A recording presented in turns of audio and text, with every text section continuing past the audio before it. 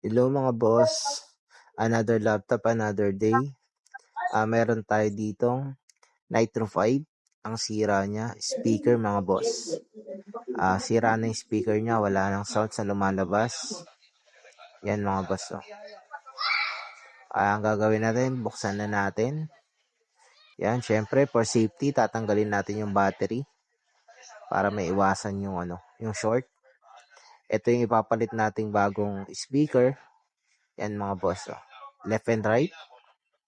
Yan. Let's go mga boss. Tanggalin na natin yung luma at ipalit na natin yung bagong speaker.